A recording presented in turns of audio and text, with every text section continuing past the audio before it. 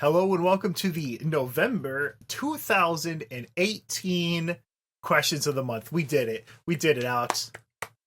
We made it. I don't know what milestone this is. Actually, no, this is kind of a milestone. The last episode of the podcast, the Noise Boys, I think it was 14.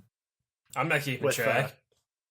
That Noise Boys was episode 91 of Let Me Tell You About. So, episode 100 is probably coming up pretty soon. I don't know. It probably won't be for a while. Anyway, you know what's not going to be for a while? The November questions of the month. I already said it again, but this has been going so well. I'm just going to keep rolling through. Nice. Alex, let's go ahead and do the first question here.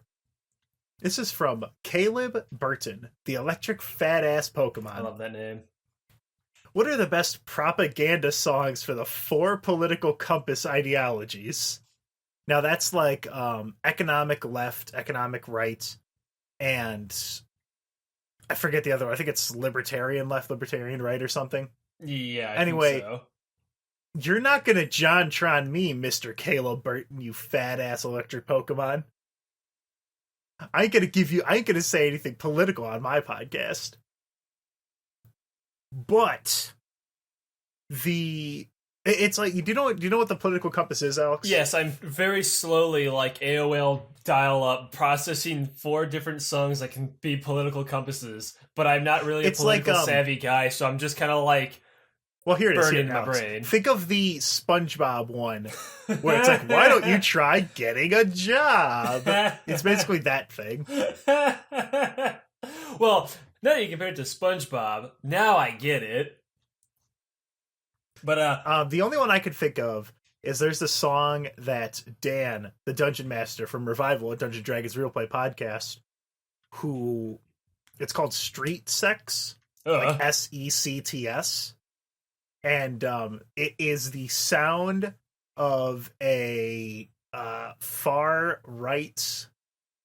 Fuck, I don't remember the exact 4 terms of the political compass, but it's basically the sound of like a sci-fi cyberpunk street riot, and it's like 5 seconds of pretty much just noise. So that's my political ideology. I have literally nothing to say because I am not a political savvy man. So my political song is nothing. I got nothing. Move on to the next question. I'm dying out here. That was a productive one. So this question is from Isaac is in Smash as an assist trophy. Ow, my feelings.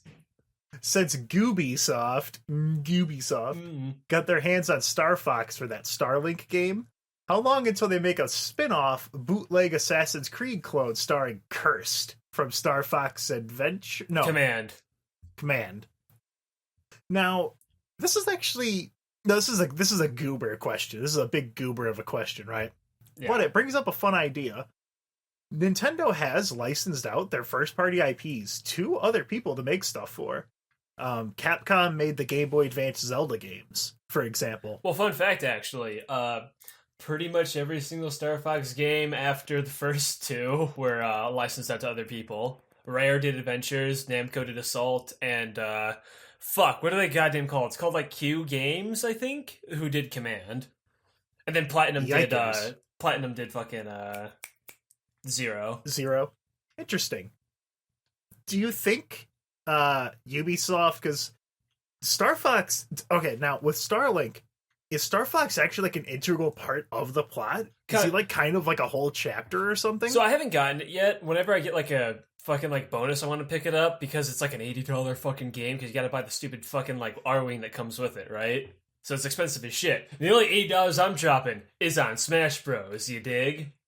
But with Starlink, from what I've seen, is that they're in the intro bit. Like, they're actually there in the little intro cutscenes. Just super fucking weird. They're part of the story. Then they get, like, the Starlink technology with, like, Nova Fuel or whatever.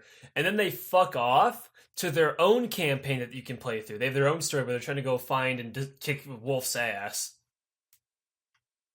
It almost sounds like they started with a Star Fox game, and then Nintendo's like, well, here, if you make something else as well, because we don't want you to have this under a Star Fox title, but we can let you use him because we're not using him for anything. And man, you know, Alex, a game that's released early that's bad is bad forever. But a game that's delayed turns out good. Well, my assumption was the other way around, where it was they wanted to have Starlink, and then Miyamoto, because he just likes Star Fox a lot, but also likes to ruin it a lot too, is like, hey, why don't you put Fox McCloud in there, just like what he did with Rare? And so, instead of remaking the entire game to be a Star Fox game like Rare did, they just made Star Fox a bonus campaign. Because that sounds more plausible. You have to remember, if I recall correctly, Starlink's on other systems. But it just doesn't have the Star Fox content on there? No, it's only in the Switch version. Okay. Yeah, I mean, do you think that's well, to answer the original question, there's as much of a chance of a new Star Fox game as there is a new Paper Mario game. So, well, here's the thing. Hopefully, there actually is a little thing I wanted to talk about with that, but I never thought I'd get the chance. So you know Nintendo Amiibos, right? Yeah. I read this whole thing where Nintendo actually looks very carefully at the Amiibo sales because they kind of look at them like a popularity contest. Whichever characters are selling a lot of, that means fans like those characters a lot, right? So the Star Fox characters Amiibos all sold super, super well. So they know that people like the characters, just that people don't like these games. So what do we do to fix this? So the potential of a Star Fox game coming out is not as bad as you might think. There's also a similar thing with Samus, actually. That's why they started making Metroid Prime 4 in the first place. Because the amiibo for Samus was selling so well, despite the fact that Other M was so shit and everyone hated it. They thought everyone just hated Samus now, but they just hated the game. They still love the character. You know what this makes me think of? I don't think there's a single official Paper Mario, thing that you can buy from Nintendo. I don't think that, outside of, buying shirts at GameStop 5 years ago or something, you know? Well, I don't think there's any, any fun, weird Paper Mario stuff that Nintendo makes. Because Nintendo usually just makes, merchandise kind of stuff for just, Mario and Zelda. But anyway, to answer the original question, no, that sounds terrible. But if Ubisoft wants to try their hand at another Star Fox game, Starlink was the best rated Star Fox game in finger quotes in the past few years, so they're already better off than everyone else, so sure, why don't they take another crack at it? Speaking of cracks, so this one here is from Sick Cakes. Would you ever wear leather pants? I have one time and they were hot and had no ventilation. This is kind of similar to a question I had before, where technically I have worn a fursuit because I wore a Cookie Monster costume and it was just a fursuit. Don't let anyone tell you any differently. If you're wearing a mascot costume, that's fursuit. Now, I haven't worn leather pants, but I imagine they would be very sweaty, and I've worn sweatpants, so, I wore sweatpants when I had my Night of Doom costume that I wore to PAX, a video game convention, not comics, video games, so, I've done that. I think that's basically the same. Wouldn't you agree, Alex? Yes. That's exactly the same. Sweatpants are the exact same as leather pants, and, I wear a lot of pajama pants in my house, so they're basically the same thing. So yeah, I wear leather pants every day. You know who else wears leather pants every day? Jaron Thalatek from Revival, a Dungeons & Dragons real play podcast. I thought you were going to segue into the next question. I'm looking at this question, I was like, who the fuck is he talking about? So Alex, what is this next question? Who's it from? You got Level 1 Ogre. What are some of your favorite commercials? Now, Ogre, I am so happy you asked that, because I have been waiting for this question forever. And I've told Tad this fucking commercial 100 times over, so I'm going to tell you guys now. So there's this fucking Geico commercial that I saw at work, 2 or 3 years ago, and I thought it was the funniest shit. I laughed so fucking loud in that break room. So here's the commercial setup. It's like, hey, Dad, did you know that you can save 15% or more on car insurance by switching to Geico? Yeah, everyone knows that. Oh, yeah? Well, did you know Pinocchio makes a pretty good liar, or makes a pretty bad motivational speaker? And then it's Pinocchio, giving a fucking speech. He's like, I look at this room, and I see nothing but untapped potential. And he points to one guy, you have potential! And his fucking nose starts growing, and the guy, looks down all fucking sad. And I laughed so fucking hard. It's so mean. But yeah, that's my favorite Alex, commercial. how does it feel to be like? What else do you do in that Walmart break room? You watch like normal ass sitcoms. So what was the show that I'm gonna say it. I'm gonna say one? Okay, so there's this fucking sitcom called Blackish, which is apparently Emmy award winning about like just like this black family. It just seems like a regular sitcom. I always saw this one episode where their dad is turning 65, and they have this running fucking joke in the goddamn episode, like, wow, 65? He must be the oldest living black man alive. And they just say it 100 times in the fucking show, and I was losing my shit. It was so funny because like they say it in the fucking like birthday party like 3 times, right? And then he goes to work, and then his boss, she's like just some white guy, right? His boss is like, whoa, your dad turned 65? Damn, he must be the oldest living black man. And I fucking lost it because I didn't expect him to say it. See, because what I picture in my mind is you do that like that fucking single ha that you fucking always do. And there's this fucking sitcom with this. It's called like Modern Family, which is it's not all that funny, but there was this one joke that they said that was really fucking funny to me because it's a situational comedy. The setup is there's this gay couple, right? And their dads come in to visit, and their dads are cool with it in finger quotes, but both dads are basically trying to make their son seem like he's cooler than he is. So it's like, look, we both know that, you know, your son's a little, you know, What does mean? What, you don't think my son's tough? He's from the country, you know. My son's pretty tough. You're like, dude, come on, he's totally the bottom. I mean, look at him. Look how he acts. He's like, oh, what, you got a problem with that? And then they start, like, fighting, right? And so then it cuts to the sons who are just, like, doing something. He's like, man, your dad's pretty cool. Yeah, they're getting along pretty well. Yeah, dad seems pretty tough. He's like, well, he seems pretty city tough. Well, what do you mean by that? I mean, like, look, we're from the country, right? Like, you guys don't know anything about what we lived back there. And then they just have the exact same argument, but for their dads. I thought it was so fucking funny.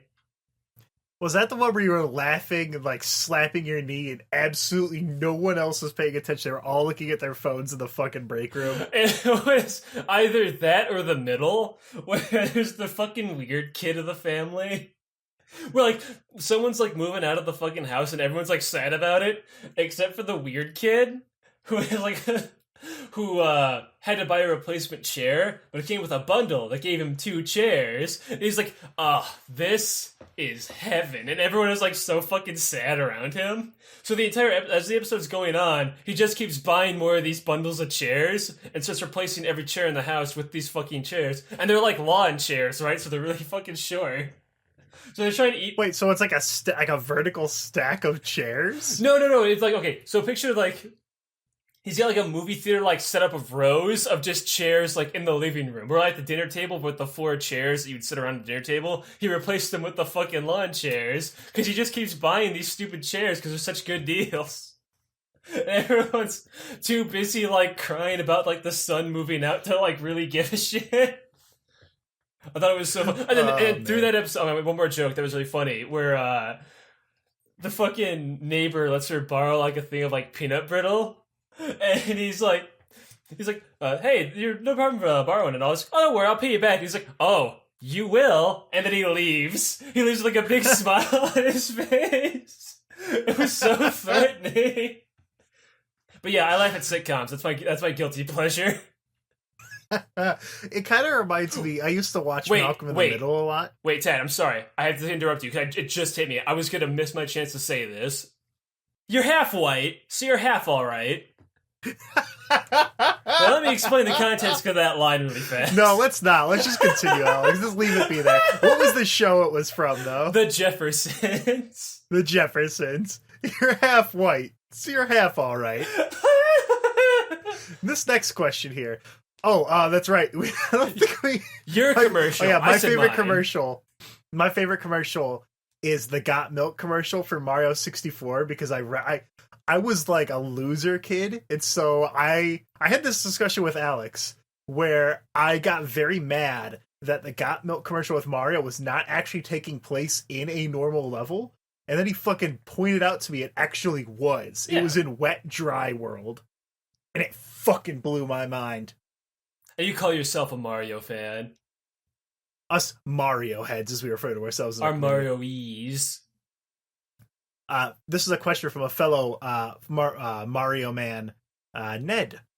With the recent, not so when you do the episode, Diablo Immortal drama, what is one game franchise that would make you flip your shit if it was turned into a mobile game? Ooh, yikes. Let's see. What game series do I enjoy that hasn't already been fucked? Now, Tad, imagine in a world where Nintendo, who already has a hand in the in the mobile game market, they're like, hey, here's a Kirby mobile game. You have a 0.01% chance that whenever you spend $20, you can get one of the random Kirby powers. Sword Kirby super rare. No, Meta Knight is a super, super rare, right? That's like a 0.0-1% chance, Ted. You just don't get it. If you actually install Kirby Star Wallets, the game decides right then and there if you get a 5-star or not. What, it will permanently gate you like that Dragon Ball Z game. Dude, you better save up all your fucking Kirby Star points to get the Galactonite rate up when he's out. That's true. The game that would crush my soul would be if there was a mobile Paper Mario game. But, like a Mario game that would be on like a handheld system, like a phone or a Nintendo DS, and you play it, and it doesn't have anything to do with like any of the previous games in the genre, or any of the fun things that made the games enjoyable. I think that would really just fucking destroy my soul. It'd be the equivalent of like stepping on my dick with like a steel-toed hammer. Now, Ted, have you ever considered getting over it? No. So speaking of getting kicked in the dick with a steel-toe boot, this one's from Phil the Muffin. Did you participate in No Nut November? And then he gets really gross with the rest of the sentence, so I'm not going to read that. No, because that's a loser thing. No, I did not either. You also skipped the question with Benedito. Yes, I know, but it flowed better, Alex, if I went right into that. Oh. How the fuck am I going to go... How am I going to transition from this question from Benedetto? Who would win in a tag team fight? Keenan and Kel or Drake and Josh? Assume that all of them can reach Super Saiyan 2. Drake and Josh win. That's too easy. Now, Alex, here's the thing. Okay. Where is this arena? Where is this arena taken out? Is it at the multiplex from Jake and Josh, or is it at the Good Burger? Multiplex. Okay. Now, Alex, you just pretty much gave the win to Keenan and Kel, because you know what you can get at the multiplex? Orange soda. I thought you were going to say that's where there's the Megan stage hazard. Well, the Megan stage hazard is... Megan. If Keenan and Kel... So, if Kel is not able to get the orange soda because Drake forgot to install the door to get to the snack bar, then they have to use the Megan special. It takes 5 bars of meter, but they summon Megan, and if she touches either Drake or Josh, it ruins their schemes, and then they get grounded for life. So you have to remember, though, Tad, there's a trick question in there. You assume that all of them can reach Super Saiyan 2, right? But that doesn't mean they will. It just means they can. Who can get angry enough, and who has a pure enough heart to actually go Super Saiyan 2 in this fight? The answer is Josh. Only Josh can have that kind of power. He has to get the Dragon Balls because they're spherical. Spherical! You know what, Alex? I think you've convinced me. I think Drake and Josh would win in a fight between the two. But who is... So obviously they're not going to finish each other off. They're going to fight until they're both done. But who is the person that shows up, the greater evil that they have to take down? Megan. Megan's final form. Because remember, she's got 4 different forms. I was trying to think of a fucking other, like, 2-person sitcom. What was the manager of Josh's job that, like, I think she hated Josh, but she really liked Drake, and Jake was like a shitty worker, kind of like you. Well, Drake didn't work there. Jake just showed up there. That's right. He just showed up there and... Remember, Josh worked with the fucking crazy guy, where he's like, oh yeah, where he's working with wasn't the that scrubber. crazy guy? Wasn't he the one? Didn't he show up in like iCarly? Yeah, he plays the brother in iCarly. But I remember the one joke he did because it was relatable to me, where he has the scrubber. He's like, "You've been pretty calm today." He's like, "Well, yes, I've actually started to force my anger into other objects and project them as other things. That way to help calm myself down. So look at these spots of dirt right here. I'm using with the cleaner. You see, I project them as being my dad. Take that, Dad!" And he fucking like runs it over with a fucking scrubber. And I'm like, "Damn, that's me." Okay, I think I know who they would need to stop, Alex. It's not Megan, because Megan's already used. I already used her model earlier. It would be the two guys from Mr. Meaty, because they've gone too far. That show was so fucking weird, dude. I did not like it. Mr. Meaty seems like it would have been a show made by the fucking Xavier Renegade Angel people. Because they do puppet shows. They did Wonder shows and then they have a new show on Adult Swim as well. It's on the streaming. It's like on the website. They Adult Swim does this a lot. Where like at midnights they'll have premieres of stuff. Last Podcast on the Left has a show on Adult Swim that they do on Tuesdays at midnight, I think, and shit like that. So, this next question here, this is from Fox McCloud 23.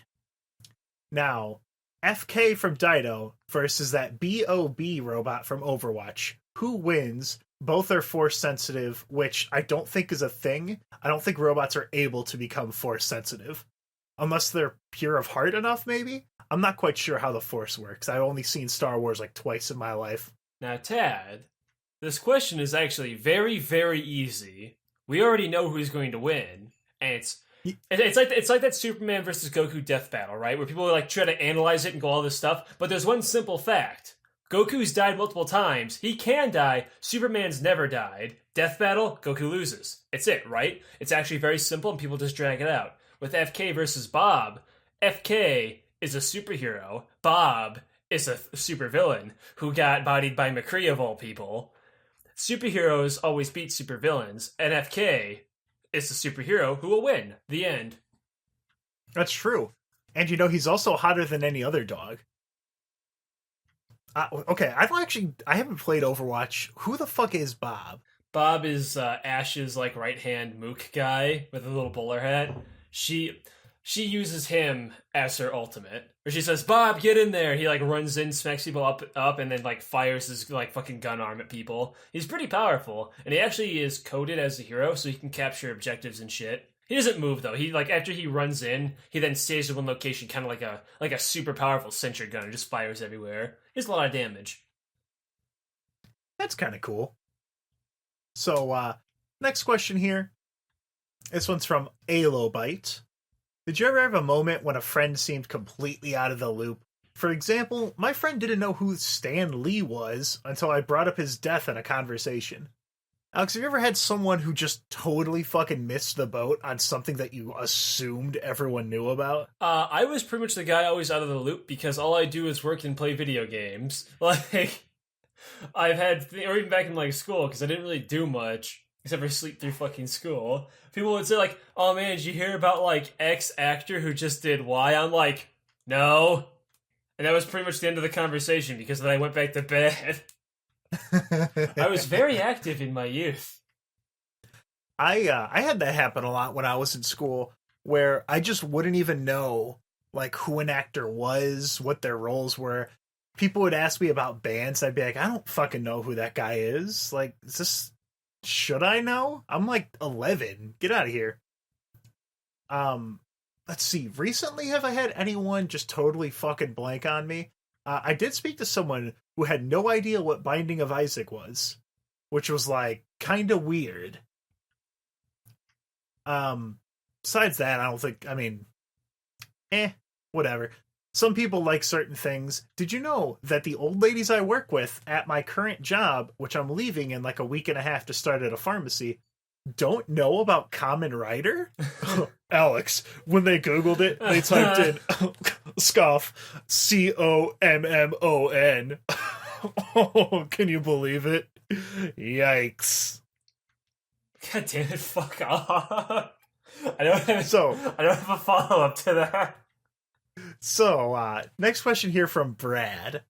Tad, you've mentioned you've taken German classes before. How much German do you know? And Alex, do you know any other languages? My German class, I took it in high school. I took 4 years of it. The first 2 years were actually really rough, and I enjoyed it because it was a lot of work. And then we hit year 3, and we tried to watch Avatar in like a 40-minute class. Alex, Avatar is like a 4.5-hour long movie. We didn't even watch it in German. We put German subtitles on. She just like didn't give a shit anymore. Okay, so when you said Avatar, I was worried it was gonna be the stupid cartoon. No. We also tried watching Finding Nemo, and we had it in German at the start, but then she just like got up and just put it to English. So I imagine she probably didn't know much German then. Fuck.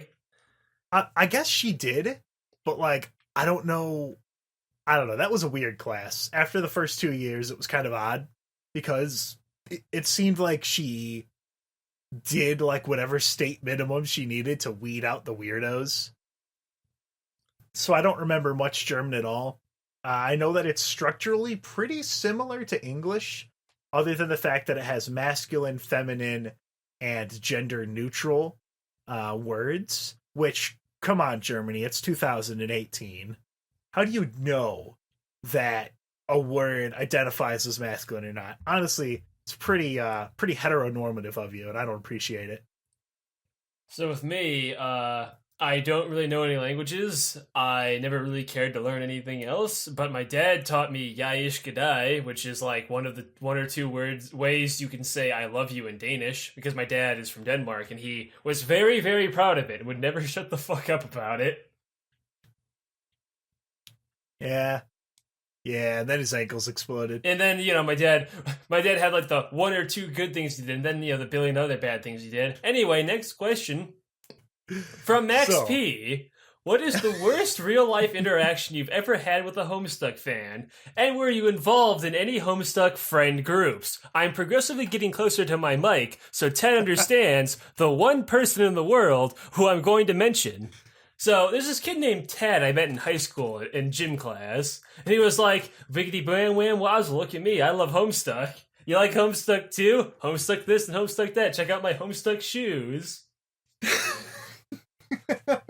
Technically, I do have Homestuck shoes. God damn it. They weren't colored correctly, though, because the tertiary color in A Night of Doom is yellow, and I did not have yellow shoes. Did I ever tell you about my Homestuck suicide blanket, Alex? You might as well. No, I bought, I did the math. And I've spent about $700 on Homestuck stuff. I added up every poster I bought, every Christmas present I bought for someone else.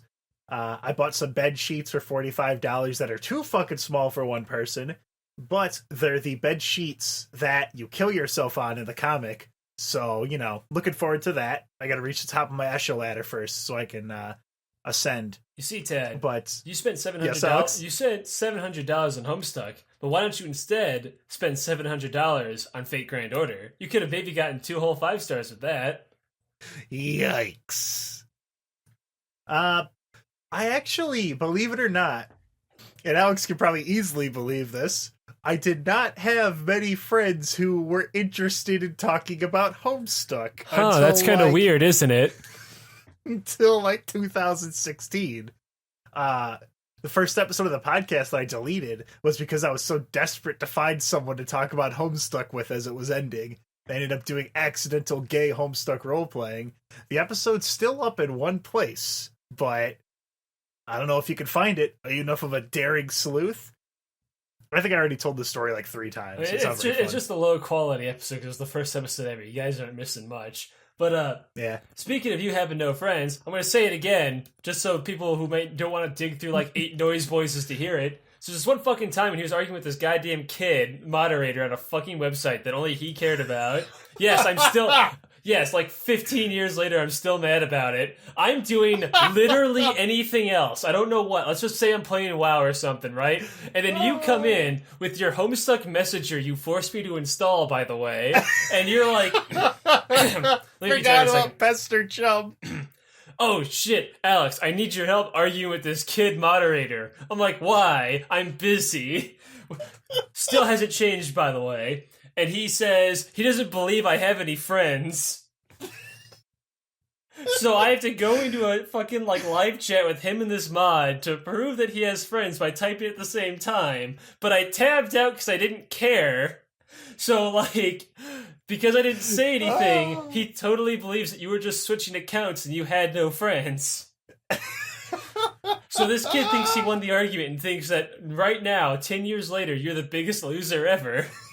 Well, joke's on him. I have a podcast now, and all of my internet history on that website got nuked when the website went offline. So I got away scot-free. Yeah, so Homestuck sucks. By the way, probably aiming to do the final Homestuck, probably for episode 100. Will that be in Homestuck month? Shut up, Alex. So keep an eye out for that if you unfortunately still like Homestuck. I guess that's about it then, Alex. Let's go ahead and do the Patreon shout-outs. I'll go ahead and I'll read the first few, and then you read the second half. Got it.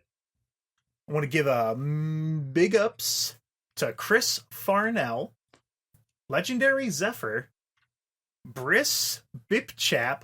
I swear to God, I think he changes his name each time. And then Alex, that's Alex F. Then we also got shout outs to fucking James Tonneson. We'll give it to James, Fox McCloud 23, Asirius, and Phil the Muffin. This is a good one. I like these. Send us more goofy ones like Benedetto did. Those are fun. I like those. So, thanks for listening. December is going to be the last month that I really have free for a while. In January, it's looking like I'm going to be working full-time and going to school almost full-time. So, if that is the case, there might be one episode that whole month. If it does end up being the case, I'll figure something out with like the Patreon and stuff like that. But, that'll be in January. I'll talk more about that once we get to the questions of the month for December. So, thanks for listening. You can find the podcast on YouTube, iTunes, Google Play, and Spotify. You can actually, if you're playing on a PlayStation 4, you could put Spotify on in the background where you play other games. So you can listen to the podcast that way. Just search for Let Me Tell You About or Revival, a Dungeons & Dragons Real Play podcast.